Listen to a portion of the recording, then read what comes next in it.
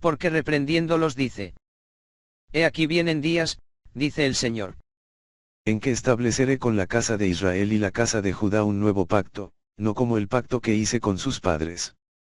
El día que los tomé de la mano para sacarlos de la tierra de Egipto. Porque ellos no permanecieron en mi pacto. Y yo me desentendí de ellos, dice el Señor. Por lo cual, este es el pacto que haré con la casa de Israel. Después de aquellos días, dice el Señor. Pondré mis leyes en la mente de ellos. Y sobre su corazón las escribiré. Y seré a ellos por Dios. Y ellos me serán a mí por pueblo, y ninguno enseñará a su prójimo.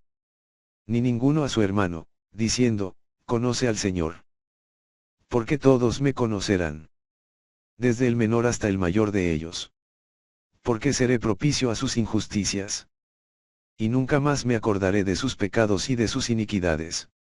Al decir, nuevo pacto, ha dado por viejo al primero, y lo que se da por viejo y se envejece, está próximo a desaparecer.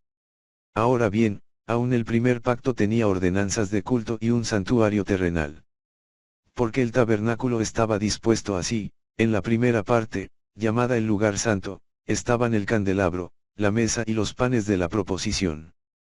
Tras el segundo velo estaba la parte del tabernáculo llamada el lugar santísimo, el cual tenía un incensario de oro y el arca del pacto cubierta de oro por todas partes, en la que estaba una urna de oro que contenía el maná, la vara de Aarón que reverdeció, y las tablas del pacto, y sobre ella los querubines de gloria que cubrían el propiciatorio, de las cuales cosas no se puede ahora hablar en detalle.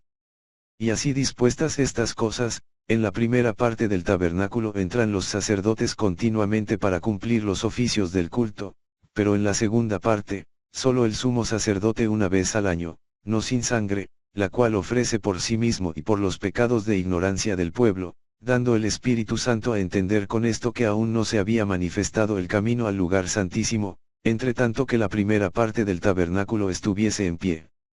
Lo cual es símbolo para el tiempo presente, según el cual se presentan ofrendas y sacrificios que no pueden hacer perfecto, en cuanto a la conciencia, al que practica ese culto, ya que consiste solo de comidas y bebidas, de diversas abluciones, y ordenanzas acerca de la carne, impuestas hasta el tiempo de reformar las cosas.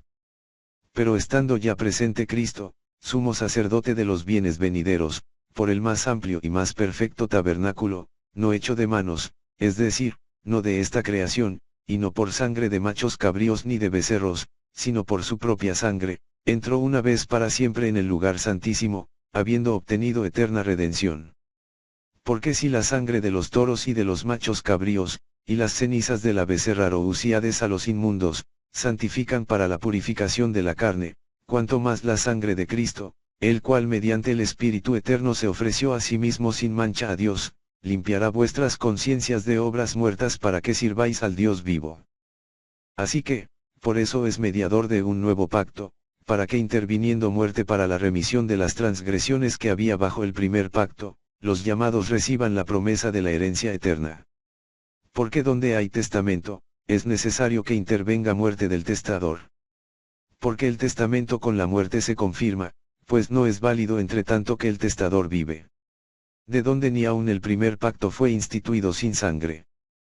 Porque habiendo anunciado Moisés todos los mandamientos de la ley a todo el pueblo, tomó la sangre de los becerros y de los machos cabríos, con agua, lana escarlata e hisopo, y roció el mismo libro y también a todo el pueblo, diciendo, esta es la sangre del pacto que Dios os ha mandado. Y además de esto, roció también con la sangre el tabernáculo y todos los vasos del ministerio. Y casi todo es purificado, según la ley, con sangre, y sin derramamiento de sangre no se hace remisión. Fue, pues, necesario que las figuras de las cosas celestiales fuesen purificadas así, pero las cosas celestiales mismas, con mejores sacrificios que estos.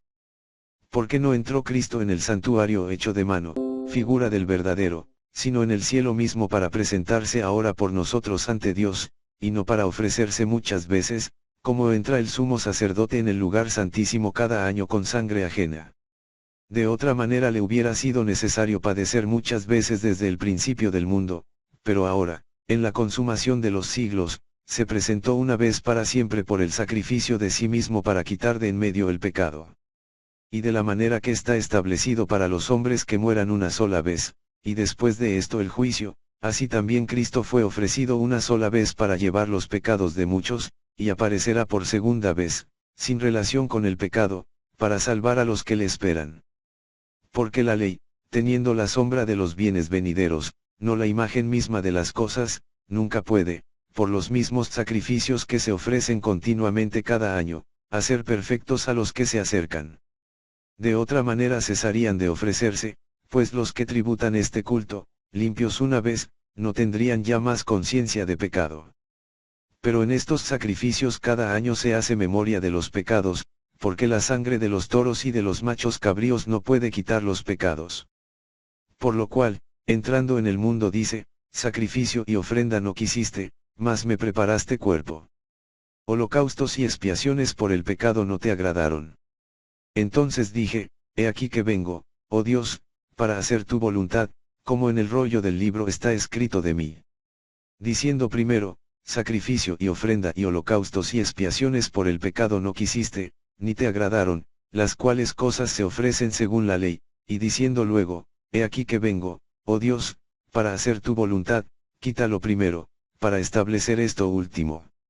En esa voluntad somos santificados mediante la ofrenda del cuerpo de Jesucristo hecha una vez para siempre.